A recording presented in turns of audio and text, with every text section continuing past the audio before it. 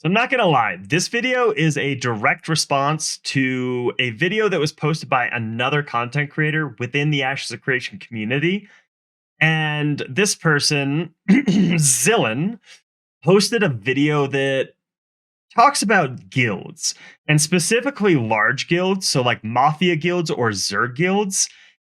And in that video, he makes a reference to talking to certain other content creators with certain opinions about how this stuff will work. If you go back and look at some of the videos I've done recently, you might be able to guess I was one of those content creators.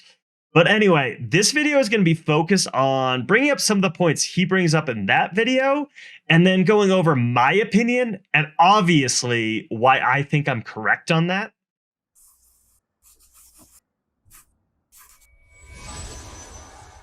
Now, before we go any further, I just want to say I don't actually have any beef with Xillin. He's a great guy, an awesome content creator, and actually a pretty good friend of mine. We do have differing opinions on this subject, and there's absolutely nothing wrong with that. I mean, everyone has different experiences in life and in gaming, and that's what helps them form their opinions.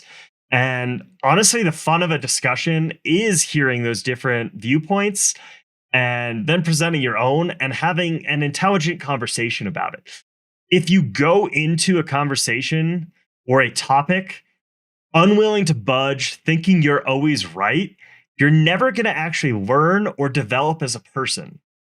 And yeah, I mean, anyway, enough of that. So there's going to be a link to Xillin's video in the description below.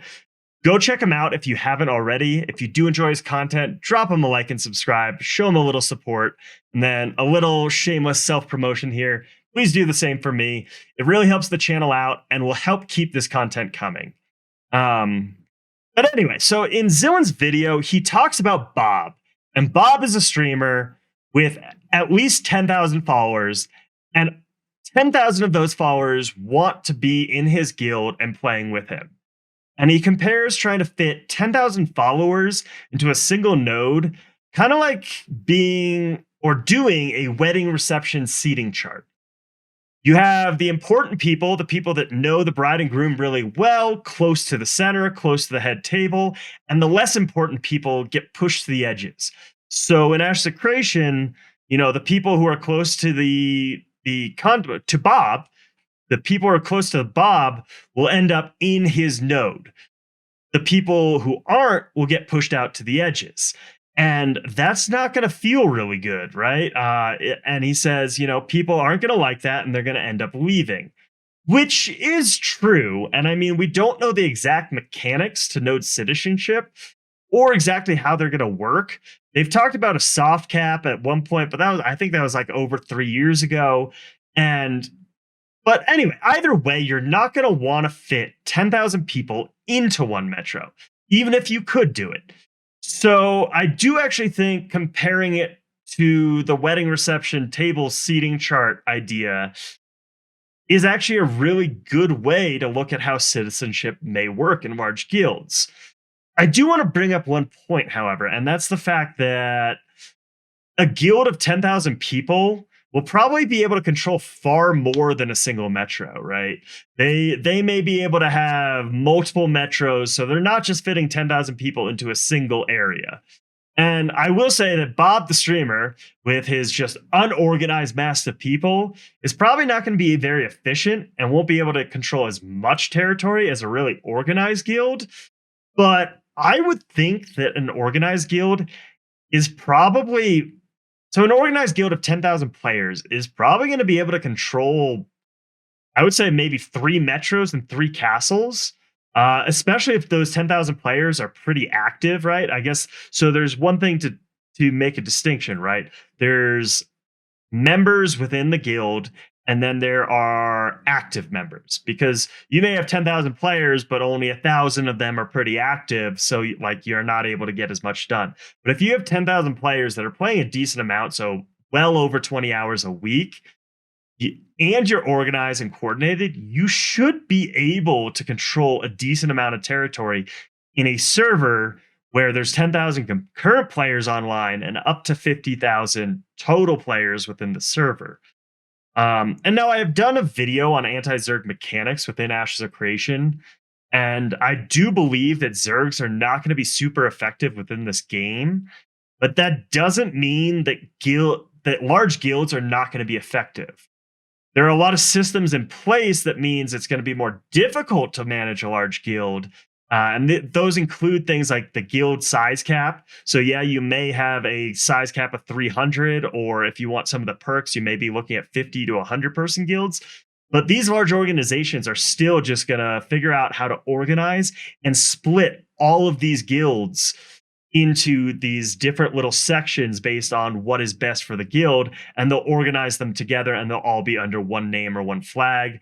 I mean, also meaningful travel time will make a difference, because when we're talking about a guild spreading out, right, they are going to have to be getting to the locations to be effective. You can't just fast travel there. So there will have to be some coordination to make sure that guilds are actually, or groups within the guild are able to respond when needed. And it's honestly going to be a logistical nightmare for some of these large guilds, right? And it doesn't mean it's not going to be doable and it's not going to be effective. It's just going to be hard to do. And you won't be able to just run around in a massive ball, just kind of zerging down content. And yeah, as I said, if you haven't seen my anti-Zerg video, go watch that, because that's why. But if you effectively and efficiently manage a massive guild and spread it out over a good amount of territory, and you're controlling a bunch of a bunch of good farming areas, I think a large guild like that that's organized is going to be able to accomplish a lot more and be a lot more efficient than like an alliance of a bunch of smaller guilds. And I'm going to make a reference again here to an RTS game. This is something I did in my anti-Zerg video. But the bigger army that you have in an RTS, the stronger you are. And yes, you need to have a better macro gameplay the larger army you have. Otherwise, players will be able to pick you apart, and you won't be able to keep everything up. But you will be able to delegate a lot of the micro, because in this scenario, right, we're talking about your players with an actual mind are your army. So you can delegate the micro to your different parts of your army or whatever, whereas the guild leadership needs to be the RTS player, and the rest of the guild would be the army. And so if you're out there and your guild leadership is really organized, has great macro, they're doing everything right, they're going to be way stronger than someone else with a smaller army, or a bunch of factions coming together with different motivations and ideas on what they want to do. So what I would say is, yes, Bob the streamer, or shall we call him Token Zerg Guild number 1, will run into a lot of issues and end up with a bunch of people splintering off, or maybe even quitting, or just leaving for an organized guild. But if you've never played EVE Online, I think Ashes of Creation has a lot of similarities. Myself and a bunch of other people have compared things seen in that game to what can be expected in Ashes. I know it's not going to be exactly the same, and there are a lot of systems in place that will make it more difficult to function as a massive guild. But let's just do a little comparison here. And let's take a look at EVE Online and their player base and how they're spread out throughout guilds. Now, EVE was released in 2003, and although the game isn't dead right now, it's nowhere close to what it was in its prime. And kind of recently, it has been seeing a pretty steady decline in player numbers, at least in the last couple of months. But we are going to use the current data, and then we'll just have to extrapolate from there, kind of what that meant when EVE was at its prime, and then also what we expect to see on each Ashes server with 10,000 concurrent and 50,000 total. But anyway, so in EVE Online right now, it has about an average of I'd say 18,000 concurrent users. And as I said, it is in a steady decline, so it's a little hard to get an accurate representation of corporation sizes, because I don't know how many of those people in those corporations are actually active players. And yeah, just for those who don't know, EVE Online calls their guilds basically corporations, and I don't think there's any size limits or anything like that. But anyway, on screen here is a list of the current corporations in Eve, and then the size they are. Um, as you can see, they're freaking massive. They're absolutely massive. And I mean, when I went through and added up just the numbers of the top 10, and there are over 67,000 players within the top 10 corporations alone. And then, if you're at all familiar with what Goonswarm is, Goonswarm, they were a part of the biggest war within Eve, and they were the biggest faction of the biggest corporation. At that point, they had 34,000 players. 34, I would say 34,000 or 34,000 active players. And that's absolutely insane in terms of a game, in terms of trying to coordinate one set of people, all under the same banner, all trying to get them to have the same motivations. Absolutely insane. And I mean, obviously, there are differences between Ashes of Creation and EVE Online. And I think the biggest point here, though, is that there are organizations out there that are very used to managing massive amounts of players like this.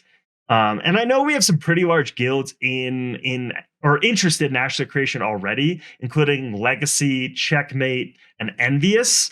But they are nowhere even close to the size of some of the much, much bigger gaming organizations out there. And the other thing to note is these gaming organizations, especially those coming from Eve, are very interested in a game with the depth that Ashes of Creation potentially has. They just aren't necessarily broadcasting their intent or their plans for this game until much closer to launch. I mean, there's honestly every possibility we could see Goonswarm itself come into a server or multiple servers within Ashes of Creation. And I do want to note, yes, servers have caps in Ashes of Creation, so I don't think we're going to get guilds of this size, right? We're not going to get 11,000 person guilds, but I do think we're going to get significantly large guilds coming into Ashes of Creation. And I think some of these large, I mean, well, we'll just go and talk about exactly what I mean, you've all heard me talk about it, but server health, right? You don't necessarily want to be on a server where you don't have anyone to fight. If your faction controls the entire server, it's just not going to be fun to play. And it's something that if these large guilds don't already realize, they're going to have to realize and split up their player base. And so, yeah, I mean, Steven is implementing a lot of systems that is going to make it hard for these massive guilds to organize. And I do think that the wedding reception seating chart is definitely one of those ideas, right? Where people are going to be upset because they can't all get the best position within the node. And there's a lot more that I brought up in the anti-Zerg video. As I said, go check that out if you haven't already. But I just want to point out that it's going to be harder to organize groups of that size. But if you can overcome these systems and you are able to coordinate, I think it's definitely going to be possible. And when I say possible, I mean, if you can do it, you're going to be massively successful and be more successful than an alliance of a bunch of smaller guilds. And I think most people that join a size or a guild of that size understand that they're going to get out of it what they put into it. I mean, they don't necessarily just expect to get things over the people who are no-lifing the game and contributing way more to the guild than they are. They have realistic expectations, but I guess let's just do a sports reference. Some people are just happy to be on the winning team, right? Even if they're not getting a lot of play time, they're on that winning team, and that is something they can back and feel good about. So yeah, I will say, like, the anti-Zerg mechanics and features in this game are going to make it a lot harder to coordinate groups. And once again, I think Bob the streamer's just unorganized mass of people without good leadership, without good direction, will probably not be the most successful group. And there's a good chance it'll just kind of start to fracture apart and people will leave. But there are plenty of groups that are very used to doing this kind of thing and very used to coming into a game with a huge amount of players with an organization structure already set up and they'll hit the ground running. Um, yeah, and as I said, I think poor leadership combined with the systems that are implemented in Ashes will cause large guilds to kind of implode. But good leadership and good organization will allow these large groups to excel. And that is my opinion, right? There's no concrete evidence. We'll have to see later how all comes out. But here's my major concern, and it's something that I saw in Eve, and it's something I've seen in some other games. And that is, if large guilds are able to succeed and they do kind of become the meta, small guilds will end up having to join these mega alliances to be able to even compete or even participate in some of the content. And you'll just end up being this cog in the wheel of the server, and you'll have very little control over what exactly is happening. And yeah, every server is going to be different, but you can't really control what happens to your server if you aren't a large enough guild. So that means your small guild could spend, months playing on the server only to find themselves lowest on the totem pole. You may end up being like last in priority for all the best farming areas, and you may rarely ever be invited to sieges. I mean, a 250 on 250 siege battle seems huge, right? It seems like a huge, massive battle. But if you consider guilds and alliances that will have 5 to 10,000 members, well, those slots are going to be filled probably seconds after the siege is declared. People are going to bring the most geared and the most experienced players, and a small guild is potentially going to get stuck in the cycle where they get last priority because they aren't contributing as much as some of the larger guilds, and they can't get the top gear or the experience because they have the last priority. And it's a catch-22, right? Because you'll just get stuck in this cycle where you just can never rise to the top. And I personally don't want to be in a guild that is, 5 to 10,000 members, but I do want to be in a guild that's large enough to make sure that I'm not stuck at the bottom. I want to experience the content in this game. I want to see everything I can. And so I guess my advice to everyone is figure out what kind of content you want to do and make sure you're in a guild that will be able to do it. If that guild is a larger size guild, make sure you have the leadership and the organization in place before you even get into the game that's going to be needed to succeed here.